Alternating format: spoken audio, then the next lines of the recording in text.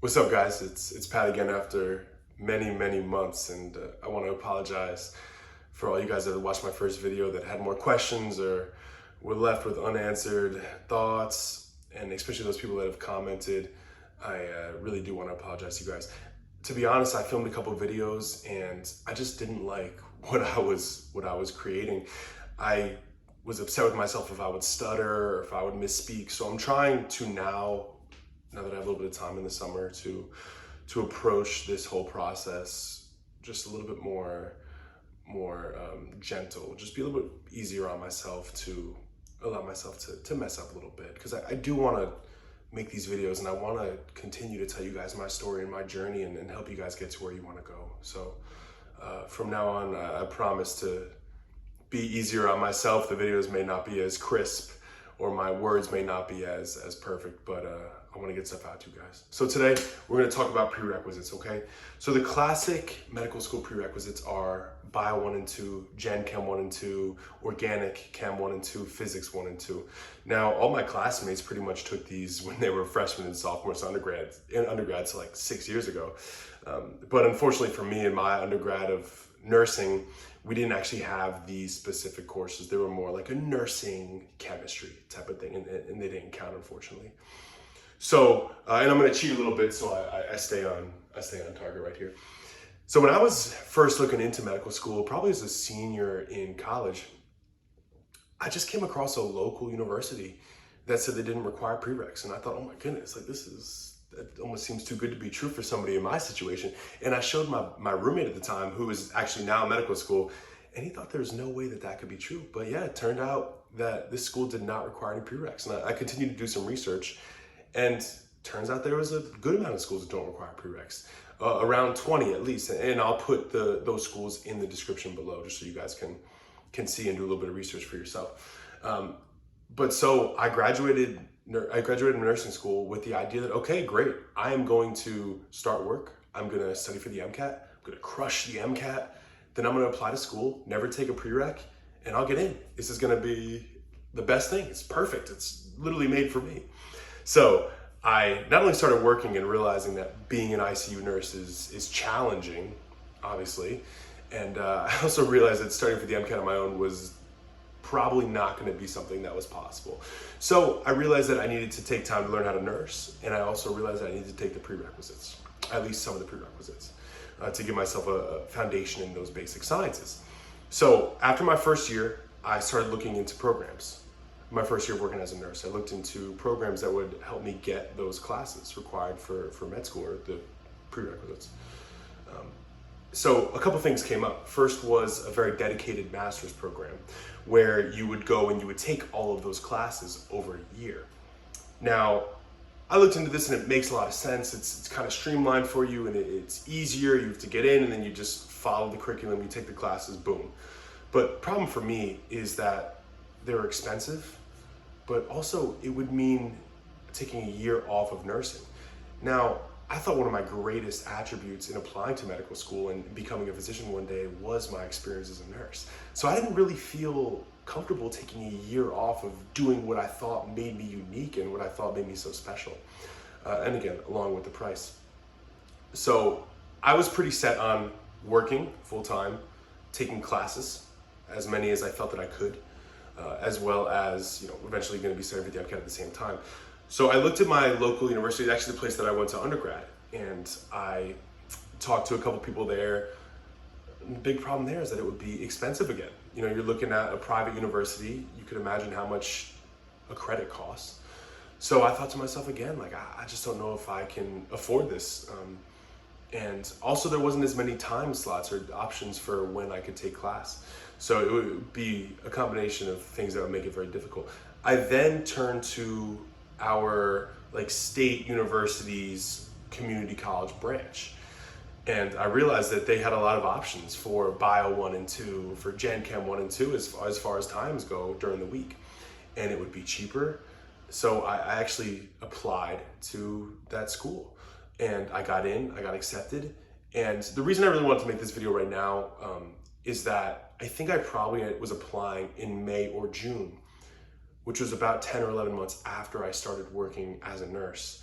So if you guys are looking to do this right now, it would definitely be my suggestion to immediately be doing research if you haven't been already.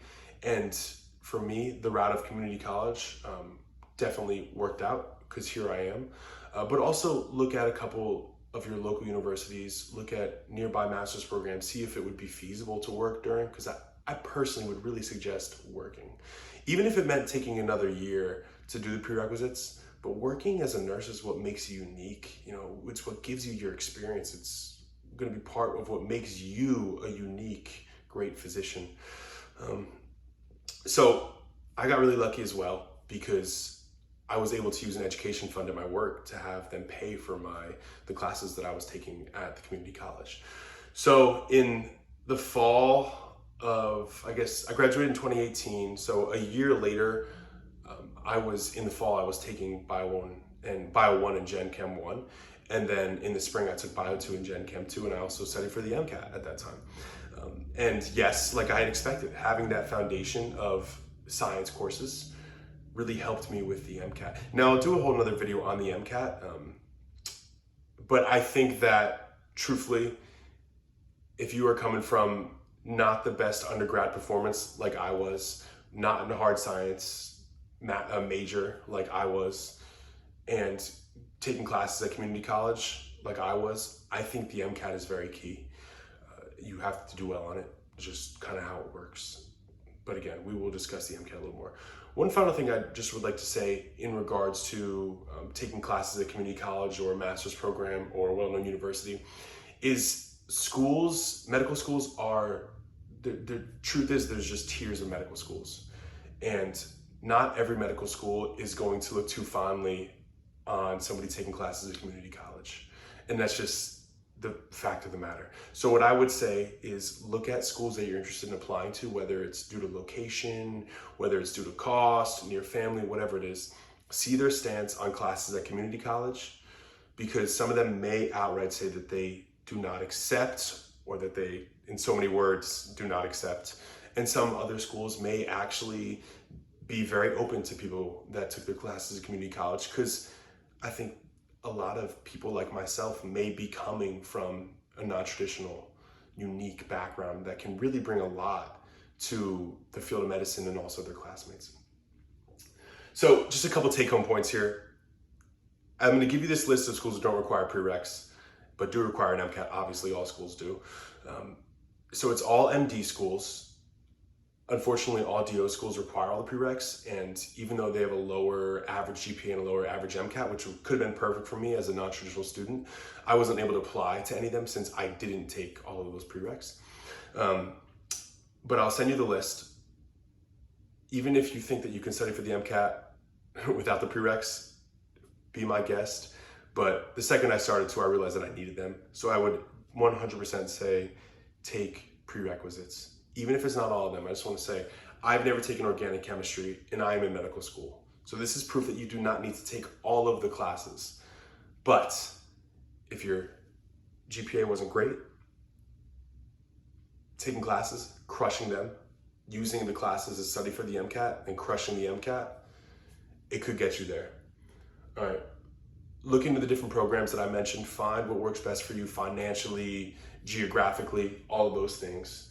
And I just want to talk one final thing. If you end up taking classes as working, which is what I did and worked for me, and I would suggest, I ended up taking 8 credits a semester, by the way. If you can only do 4, fine, great. Start. You got to start. You got to start working towards your goal. But really be pretty communicative with your managers. Since I was taking classes 3 times a week, I worked with them and I let them know that I was taking classes and that I obviously wanted to continue still to work and that it was still a priority for me. And they were able to work with me. You come from a very genuine place of, I found what I'm passionate about and what I love, and I still want to be here doing great work. But I'd love if you could help me, get myself to where I want to be. I ended up working a ton of Friday nights, yes. A ton of weekends, yes. But sometimes you just got to do what you got to do, and that's all it is. There's no other way, right? So yeah, that's kind of the whole video for today on prerequisites and how I took mine and some other ways that you could take yours. I'll be back soon. We'll be discussing more on MCAT, how to make relationships with physicians, how to go about talking to coworkers and managers about you wanting to go to medical school, and so on. So I look forward to the next time that we talk, and it'll be soon, all right? Peace and love, guys.